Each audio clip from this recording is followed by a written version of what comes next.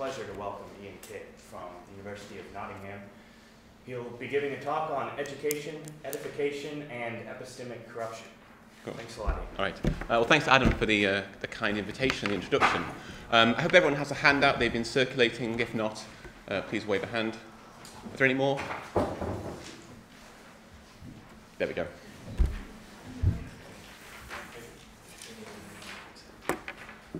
Super. And if you like a copy of the slides, download them from the webpage if you like. Okay, now there's a lot of discussion these days about the idea that one important epistemic aim for education should be teaching for virtue. So many of the contributors to Jason Baer's recent volume, Intellectual Virtues in Education, make claims, and I'll quote a few. We ought to educate for intellectual virtue. The enhancement of the subject's cognitive abilities and intellectual virtues is an aim of education. We ought to help students become intellectually virtuous critical thinkers, Harvey's claim. And we ought to make students better thinkers, where a better thinker is defined in terms of an intellectually virtuous thinker. Now, these claims are quite common these days. It seems to be a dominant position. One aim, maybe the aim of education, to educate students to become intellectually virtuous. Of course, these claims aren't confined to the modern period. Many historical examples. For Plato, cultivation of certain virtues, including virtues of the mind, is an aim of educators. For John Locke, in his education writings, educators should try to fashion the carriage and form the minds of their students by exemplifying good habits and principles of virtue, including a set of recognizable intellectual virtues. Now, this sort of claim of educating for enhancing virtues, building up students, enhancing intellectual character, I want to suggest that these are all examples of a very broad conception that I want to label edificationism. For an edificationist, education ought to be edifying in the technical sense, that it ought to be conducive to the cultivation, the exercise of virtues. So I want to gather together this broad rhetoric for teaching virtues, educating for virtues, enhancing character. This is a rhetoric, what I want to call edificationism. Now that, of course, is understandable as an aim of education. But I want to suggest that there's also an important complementary concept to edification. Although edifying students should be an aim, education can also be corrupting. In the technical sense, again, that certain forms of education can be conducive to the development and the exercise of vices. And today I want to recommend to you these two concepts of edification and corruption as useful concepts for thinking about the aims of education. The way I want to do this is by flipping the question. I don't want to argue that edification should be an aim of education. I want to suggest that the concept of corruption plays a very important role in contemporary critical discourses about education. That if people are genuinely worried about the corruption of students by educational systems, maybe by capitalist rationality, then this provides a sort of indirect support for an edificationist conception of education. Simply enough, if corruption is a concept that we need, so too is edification. So I want to argue or walk backwards into a defense of edification of a moderate sort as an aim of education. Okay, so start with some general remarks about edification. So the broad claim here, the foundational claim of the edificationist, is that education, taken broadly, we mainly think about formalized institutional education, one provided by this university, but it could be taken very broadly. But education should aim to provide experiences, practices, structures, bodies of knowledge, exemplars, cultures and climates that are conducive to the cultivation and exercise of a variety of epistemic virtues. Actually, it could just be virtues in general, but I'm just going to talk about the epistemic virtues. So something like edificationism is evident in Ron Richart's book, Intellectual Character. He says that the aim of education there should be to cultivate in students what he calls thinking dispositions. These are not identical with what we'd call intellectual virtues, but they're pretty close. And Richart offers a range of strategies that teachers, educators ought to employ for the cultivation of these thinking dispositions.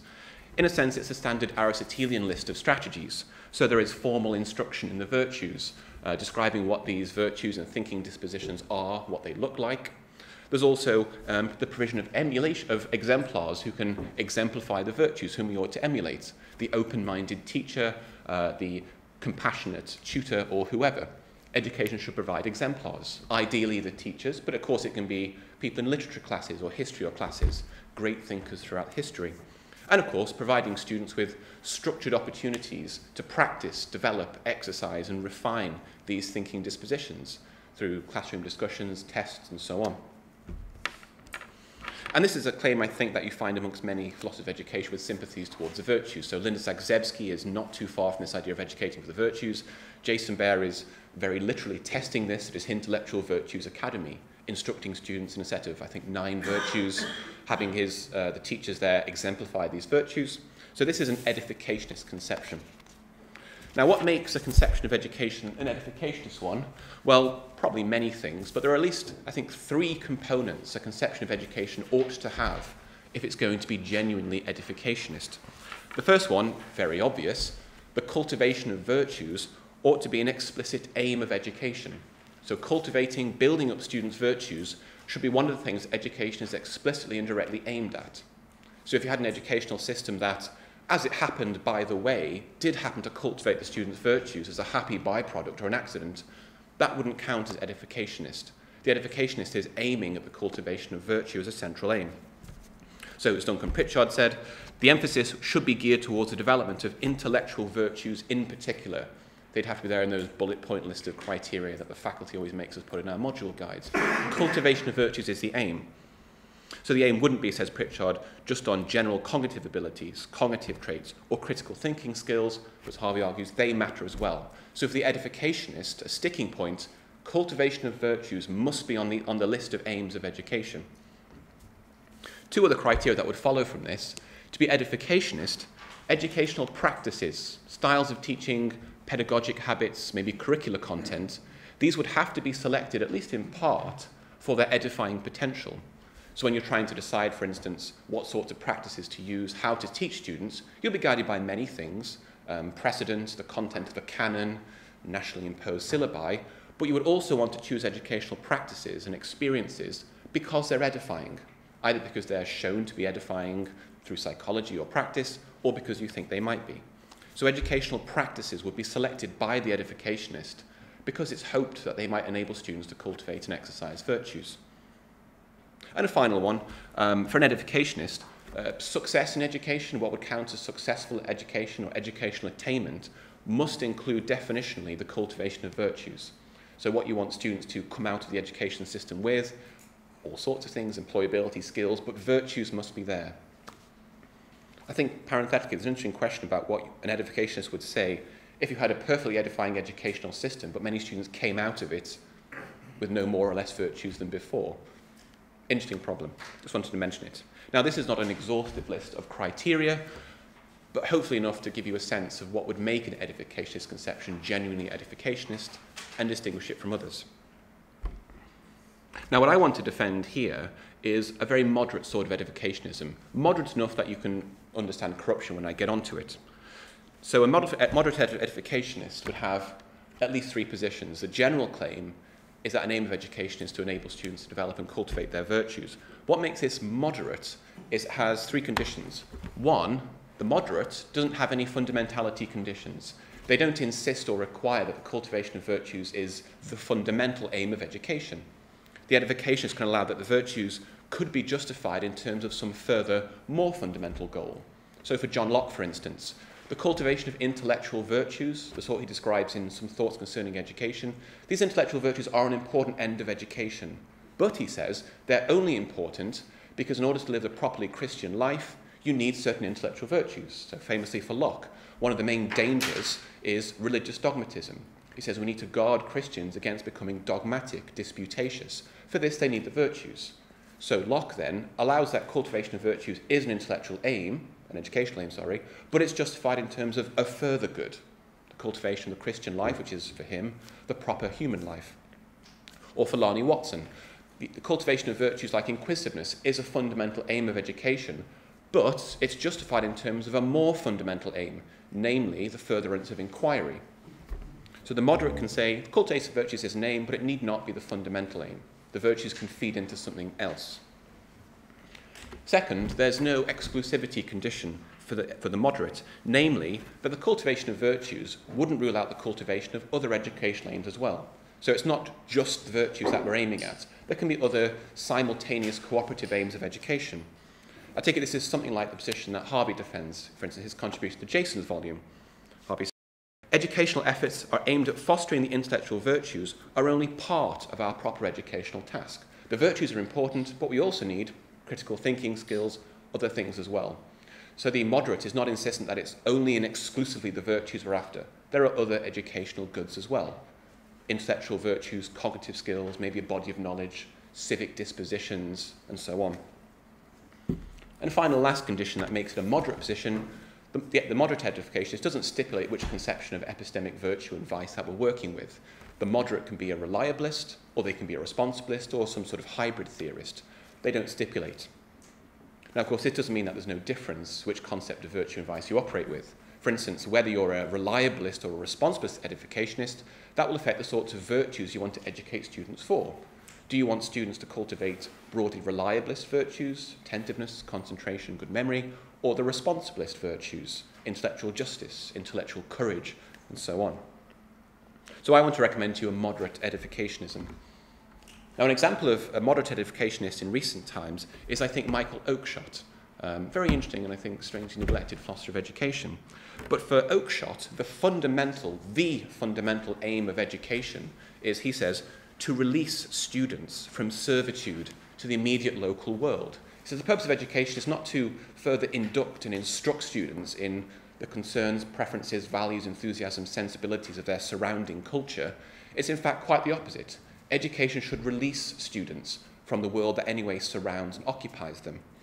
And education does this, he says, through initiating the student into what he very grandly calls the inheritance of human achievement, the whole plurality of different ways of thinking, feeling, the whole structure of sensibilities, ideas, opportunities, conceptions of the good life that you find throughout history. It says education should release students from the world they're anyway absorbed in, this modern consumerist, neo-capital, whatever world, and instead introduce them to other possibilities for thinking, feeling, and living within the world, to make them, in his famous phrase, part of the conversation of mankind.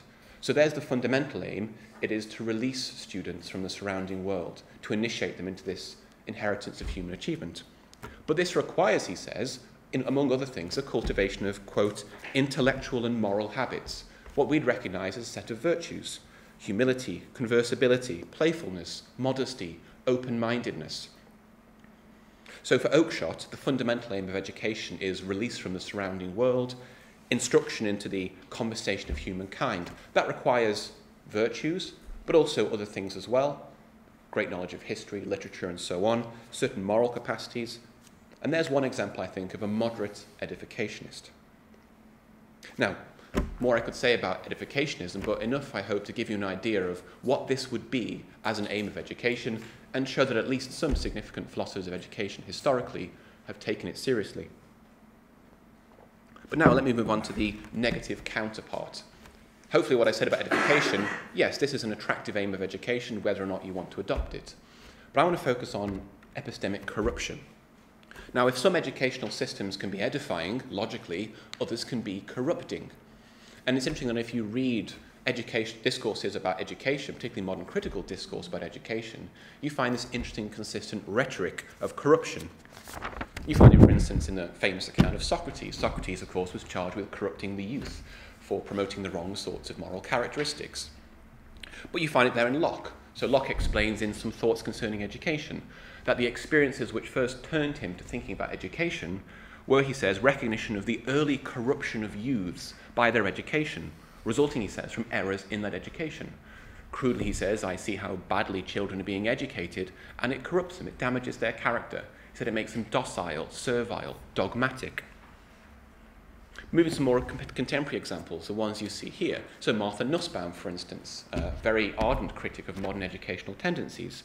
For Nussbaum, many tendencies in modern education tend, quote, to corrupt the mission of humanistic scholarship. These include, she says, rote learning, the chasing of grants, endlessly testing and drilling students into a very narrow set of intellectual interests. How do we get good jobs? How do we advance the economy? And so on.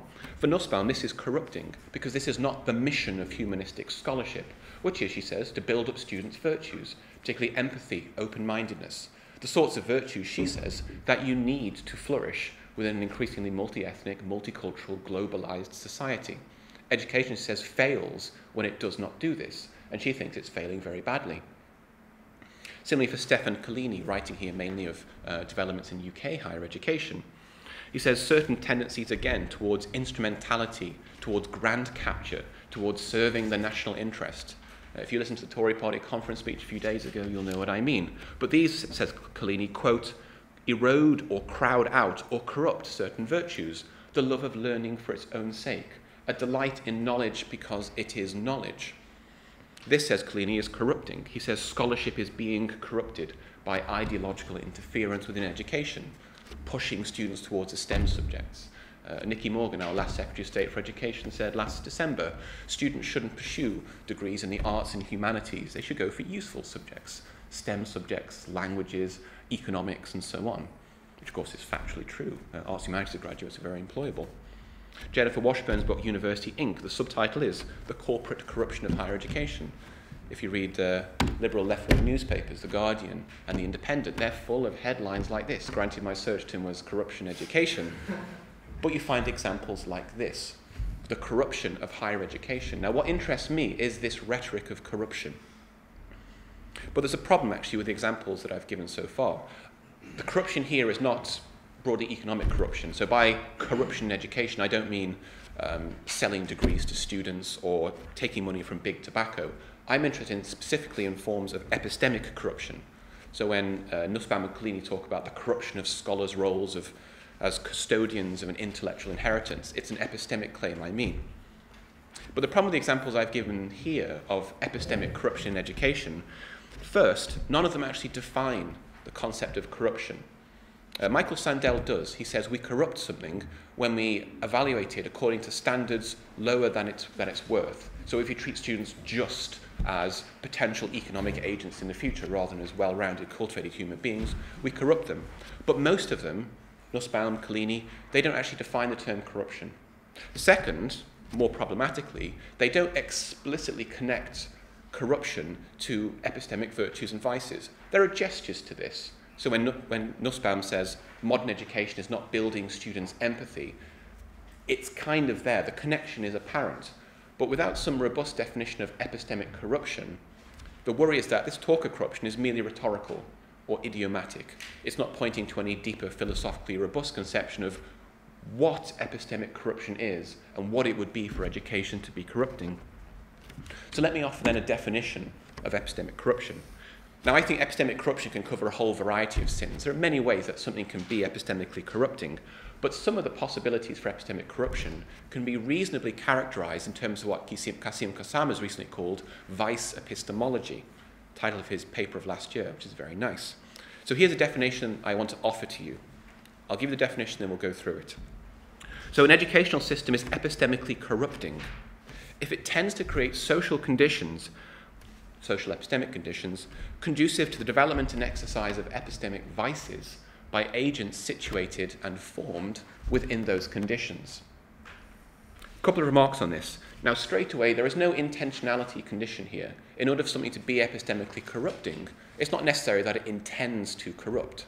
So you can imagine certain educational systems are intentionally corrupting. They want to create students that are ideological, servile. Someone gave an example of education in North Korea. That might be intentionally corrupting. But in order for something to be epistemically corrupting, it's not necessary that it aims to or intends to. So, example in the history of philosophy, Norman Malcolm reports that Wittgenstein famously had a very bad influence on his pupils.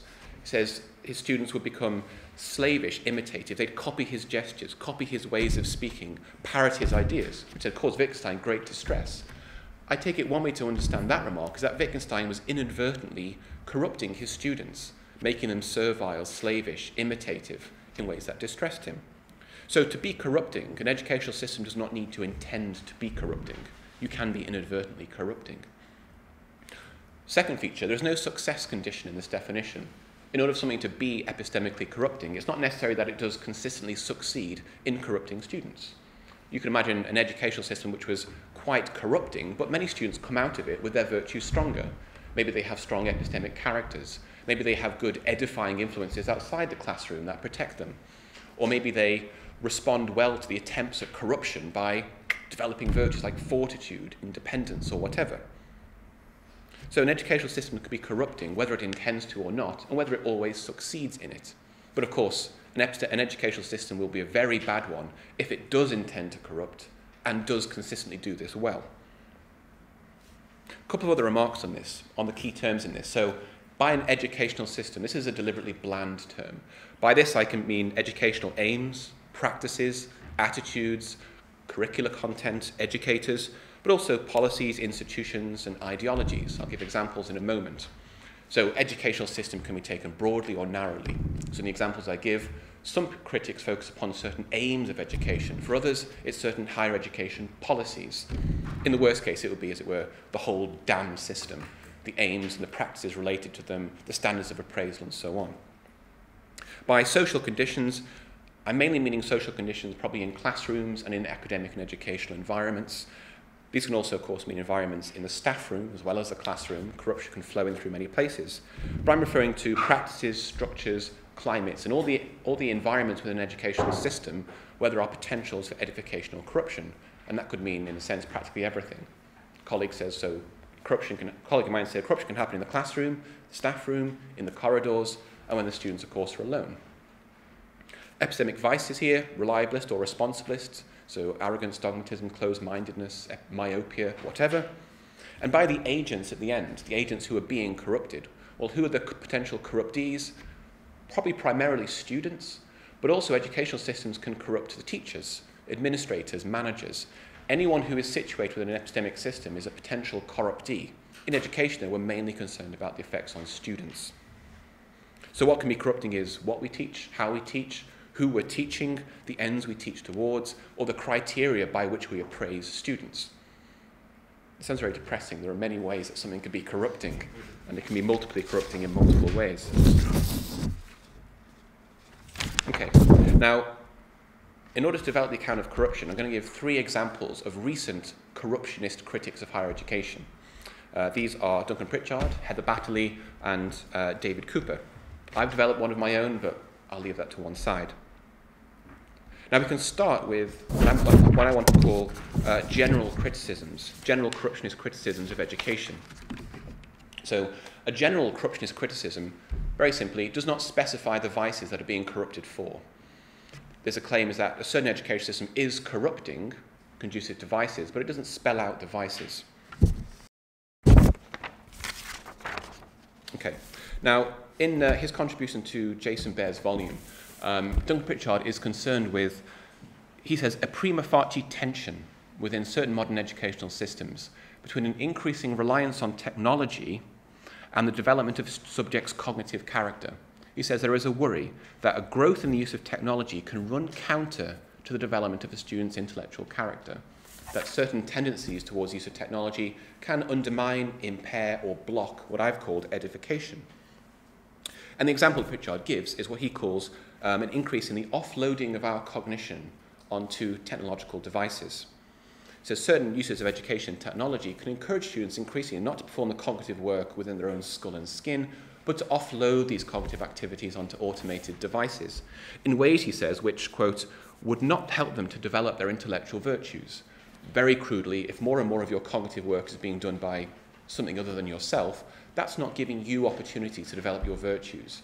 You need to be doing that work for yourself in order to build up your intellectual character, such that any increase in reliance on technology and education that will invite us to continually offload more and more and more and more of our cognitive work onto extended devices can undermine the effort of edification. Because by offloading, we have fewer opportunities to develop and exercise our virtues, because, as it were, something else is doing the cognitive work. Now, this is the start of a corruptionist criticism, but then Pritchard makes a couple of important points about this. He emphasizes not all incorporations of technology into education will be corrupting. The corrupting potential of these educational systems is conditional. These systems would only be corrupting if, he says, they have at least 2 features. First, he says, if they are characterized by what I'm just going to call technophilia, zealous, overactive enthusiasm for technology. So educational systems where the idea is, let's just technologize as much as we can, whether there's good reason to, whether there are good alternative substitutes. He says, if there is this technophilia that just pushes technology onto people, usually because someone's going to make a buck, that system will tend to make that educational system more corrupting, because there is this overactive enthusiasm for extending the role of technology.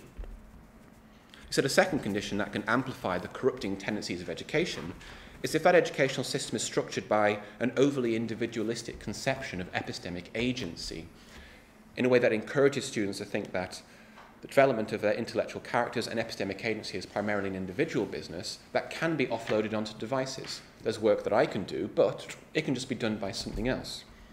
So an educational system shaped by technophilia and epistemic individualism is more liable to encourage increasing offloading of cognitive work onto devices in ways that will diminish the cognitive development of the subject.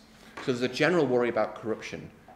Offloading onto devices can reduce the amount of cognitive work we're doing, therefore impair the opportunity to develop virtues. But that's conditional. It's not inevitable, but it's much more likely to happen if the educational system is technophiliac or technomanic, and if it's shaped by an individualistic conception of epistemic agency. They are amplifiers for epistemic corruption.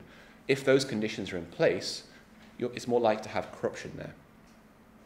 But because that system is only contingently, conditionally corrupting, he says, we can identify counter strategies to offset the risk of corruption and increase the risk of edification. So one, he says, is to encourage students to take cognitive ownership of their activities. He says we encourage them to exercise virtues in deliberations and decisions about whether to offload.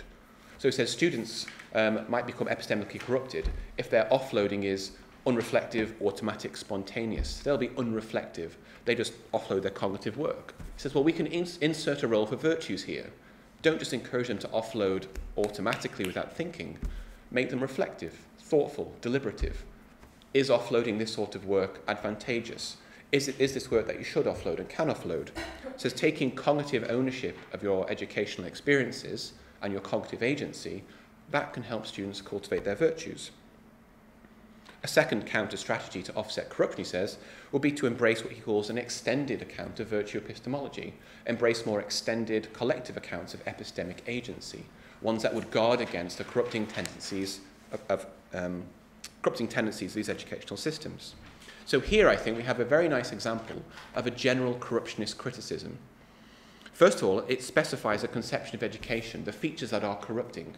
It will be technophiliac, and it will be epistemically individualistic. It points to the source of the corruption, cognitive offloading. It makes a conditionality claim. This educational system will be corrupting if these conditions are in place, if it's technomanic and if it's individualistic. And it gives a corrective proposal, which of course is essential, not just to diagnose epistemic corruption, but also to say, well, here are counter-corrupting strategies. Here are things you can put in place, ideals you can insert, structures you can put in place to ensure the system is edifying. Diagnosis alone would be depressing. So the claim here is that something like, this conception will be corrupting for these qualities if these conditions obtain and if these conditions are not in place. And that's crucial, of course, because it allows us to engage in an applied practical project of trying to identify and undo epistemically corrupting systems. So there's an example of what I call a general corruptionist criticism, the claim that a system is corrupting, but not one that specifies what the corruption consists in, what the vices are. So now let me move towards the end by giving you two examples of specific corruptionist criticisms, criticisms that specify the vice that's being corrupted for. These, of course, will tend to have a narrower scope. They don't have this global character, but I think in certain respects they're much more advantageous. They're extremely specific about what the vice is, what it's corrupted for, which feature of the educational system corrupt for it. And the examples are Heather Batterley and David Cooper. So, Heather Batterley, in a 2013 paper, she gives a very nice account of a particular vice that she calls epistemic insensibility. Now, she says this is a dysregulation in your epistemic appetites. It contrasts with the virtue of epistemic temperance. As an epistemically temperate person, they are disposed to consume appropriate epistemic goods at appropriate times in appropriate ways. They only consume epistemic goods in appropriately virtuous ways. So they won't be obsessed with epistemic trivia like, which shampoo does Kate Middleton use to get that morning glossy look? They'll be concerned with epistemically relevant information like, what is going to happen to UK higher education if the Tories do push Brexit through? Now, Heather thinks that actually what's typical for human beings is, unfortunately, the vice of epistemic insensibility. It says the epistemically insensible person consistently fails to desire, consume, engage in, or enjoy appropriate epistemic objects at appropriate occasions at appropriate frequent intervals. So a person who devotes most of their epistemic life to finding out about Kate Middleton's shampoo, where she's going on holiday this year, how cute the baby is today on today's Daily Mail Cute Baby Index, rather than boning up on climate change, social and economic issues, things you need to know in order to live well as a responsible citizen, this person is epistemically insensible. So the person who wastes all their time on Wikipedia and YouTube and whatever, that person is epistemically insensible. They're not getting certain of the epistemic goods you really ought to have in order to be an epistemically responsible person. And this is, argues Heather, a vice. It's a defect because it has at least two bad effects. First, it has certain concrete bad effects, namely, you're failing to consume certain appropriate epistemic goods. You're not getting the full, rich epistemic diet you need. I mean, a bit of epistemic trivia is quite nice. Epistemic junk food, like, you know, I spent about half an hour yesterday reading about the new Stephen Strange movie. But that's because I'd spent most of the day reading about this sort of thing. So you need a well-balanced epistemic diet. Some trivia, some epistemic junk food, but there's also a lot of stuff you really have to have. Good epistemic nutrients, general economic, educational, political, social information. The epistemically temperate person, epistemically insensible person, doesn't do this. They fail to consume certain epistemic goods they really need. Also, says Heather, epistemic insensibility reflects a bad psychology. A person has, she says, a defective or a false conception of the epistemic good. If you really do think that what you ought to be devoting your epistemic life to is celebrity trivia, you have a false conception of what the epistemic good is. Now, in her paper, she gives a very detailed account of what the epistemic good is that I'm not going to go into. But that's enough to describe the vice. What I'm interested in is an interesting claim that Heather then goes on to make. She says it's not just persons, agents, who can have the vice of epistemic insensibility.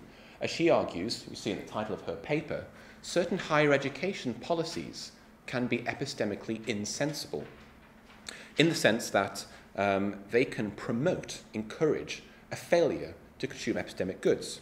Now, she gives the example of the 7 solutions that was proposed in Texas a few years ago and then, I think, happily squashed, and also the Research Excellence Framework in the UK. Now, here's her explanation of how policies can be insensible. An epistemically insensible higher education policy promotes a failure to desire, consume, and enjoy some true beliefs that it is appropriate to desire, consume, and enjoy. And it does so because it employs a false conception of the epistemic good. So the ref, for instance, tends to promote research that is of economic and practical significance, that will have that dreaded word, impact in the world. But that means that there are certain sorts of epistemically good things to know, about the fundamental structure of reality, for instance, that are not being pursued for, because the epistemic good is being defined very narrowly in terms of the economic, social, security good. Now, in that case, says Heather, that sort of policy is epistemically insensible. It has a thin, impoverished conception of the epistemic good. There is no sense of the value of truth or knowledge for its own sake. And it promotes this, partly by structuring our professional activities as inquirers. Happily being here today means I'm not at the 3-hour ref meeting that Nottingham's having probably about now, in which, as I gather, our research is being insidiously directed into certain practical areas. Oh, work on education, work on medicine, work on illness, work on psychiatry. Great, but try not to work in these areas because we found that projects in epistemology and metaphysics apparently don't have the sort of impact, and they're trying to steer our research in insidious ways. I have to edit that out of the video. Okay, now there's an obvious objection to the sort of claim that Heather's developing here, namely that it's a category mistake. Policies, practices, conceptions, these are not the sorts of things that can have vices. They're abstract entities. Policies, as Heather says, are not the kind of thing that can be virtuous or vicious. Now, 2 replies to this. First of all, of course, actually we do describe policies, institutions, social structures as virtuous or vicious. And we do this because they promote certain vices. So the example she gives, the institution of slavery is cruel and unjust because obviously it promotes cruel and unjust behaviour. In the same way, she says, a higher education policy will be insensible if it promotes insensibility. Now, I want to add to this actually 2 other ways a policy can be corrupting. For Heather, it's vicious if it promotes a vice. But I want to say that also a policy can be vicious if it requires the exercise of a vice. It's not the case that, for instance, the ref promotes insensibility. In order to participate authentically in the ref, you'd have to exercise the vice. in the same way that in order to be a slave owner, you'd have to exercise cruelty. So a policy can be vicious if it promotes a vice, or if enacting that policy requires you to be vicious. It also suggests that a policy can be vicious if you'd have to be vicious to find it attractive. So a person who genuinely regarded slavery as an institution as an attractive, compelling option to consider, there is something wrong with that person because they find it attractive. So you can be vicious if you find something attractive. So, well, that looks cruel, oppressive, and restrictive. Let's have a look. There can be vices, I think, in finding policies attractive.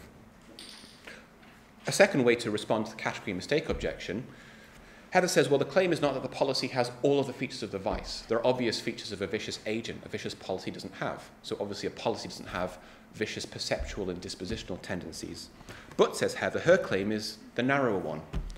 She says the claim is not that the policy has all the features of epistemic vice, but it has certain of the features. Namely, it has the two key features. The policy promotes the failure to desire, consume, and enjoy epistemic goods, and it does this because it has a false conception of the epistemic good. So the claim is not that the policy has all the features of the vice, it has the two core features. It promotes epistemic insensibility because it has a false conception of the good, in which case, Heather concludes, the only place to locate the vice is in the policy itself. Now there's an example of a specific corruptionist criticism. These aspects of an educational system, namely its broad aims and motivations, is corrupting for this specific vice in these ways. One more example, then I'll conclude. Now, this is an example proposed by David Cooper. This is an early paper, I think, on a corruptionist criticism of education. And in this paper, Teaching and Truthfulness, David argues that truthfulness is a professional virtue of teachers. It is a virtue which teachers are under a special obligation to develop and exercise in the course of their teaching. And David understands truthfulness here in the sense developed by Bernard Williams. Now, for Williams, truthfulness devolves into two sub-virtues, the virtues of truth, he calls them. These are accuracy and sincerity. Roughly, the truthful person takes care that their beliefs are warranted and accurate and is disposed to come out with what they believe. So the truthful person is accurate in coming to certain beliefs and sincere in reporting them. Now, David adds two further features to this, which he says Williams' account needs. He says, to be truthful, you also have to be transparent. So the teacher must have no hidden agenda from their students. You must be transparent in your purposes, your motives, and your aims. You come out with not just what you believe, but why you're doing and saying what you're doing and saying. Second, says David, to be truthful, you also have to show fidelity. You have to show fidelity to what you take to be really important or salient in the topics you're teaching. So, an example David gives, a teacher is not being truthful if, when they're teaching Victorian poetry, they don't concentrate on what for them really matters about the poem, maybe its style or religious significance, but if under pressure from certain politically correct colleagues, they focus on its significance for Victorian gender politics. If that's how you teach it, but it's not what for you really matters, you're not being truthful. Now, David makes his case that truthfulness is a virtue for teachers, but he's concerned to develop a corruptionist criticism. And David's claim is that certain very popular, if not entrenched, educational aims, attitudes in the modern day are corrupting in the sense that they marginalize, demote, or impugn the value of truthfulness. So none of these conceptions deny that truthfulness is a virtue. They just tend to crowd out truthfulness or put it under significant pressure. He gives three examples. First, he says there are those performative conceptions of education. These don't tend to think much about the aims of education. They focus on performative criteria. Pass rates, how many students get first, how many graduates are in employment after 6 months. The effect, he says, is that the value of truthfulness is not challenged, it's just sidelined. It just doesn't show up as a primary end of education. Because what you're thinking about is pass rates, modular rates, postgraduate retention rates, recruitment, not the ends of education. So the value of truthfulness just becomes opaque. Then, he says, there are instrumentalist conceptions of education. Those that aim to give students the skills and the knowledge that are judged to be relevant to the national economy or security interests. The idea of filling students up with the skills and knowledge they need in order to be effective contributors to the national economy. Trying to make students into cognitive Swiss army knives, laden up with all the nice, useful tools that their future employers will need until they drop them and move into another company. Now, within these concepts of education, says David, it becomes a contingent, empirical matter whether truthfulness matters. It would depend upon what types of training students would need in order to contribute to the economy. Maybe being truthfulness to them would be advantageous, but maybe not. So maybe like sending soldiers into battle, being less than truthful about their likely prospects will be better for them than being truthful. In which case, he said, the value of truthfulness is marginalised. Instrumentalist education might require truthfulness, but it might not, in which case truthfulness ceases to be an imperative virtue for teachers. And then a final set of conceptions are those that David labels politically correct. According to which the ends of education are to foster the inclusion of certain marginalised groups, to bolster their self-esteem, and then to empower those students, something that Paulo Freire, for instance, has urged.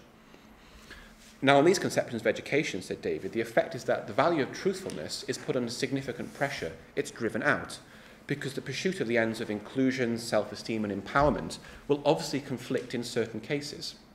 Think, for instance, of the teaching of evolution to students with certain religious beliefs, certain ways of teaching black or colonial history. It says if you teach certain of those subjects truthfully, it can only have the effect of challenging their sense of inclusion, self-esteem, and empowerment.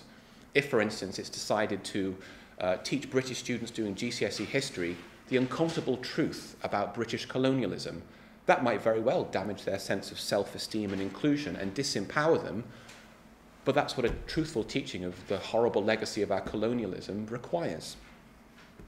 In fact, Minority Rights Group International, apparently, have argued that in classrooms, minority views should be given the same critical hearing as majority views. All views should be treated as being on a par.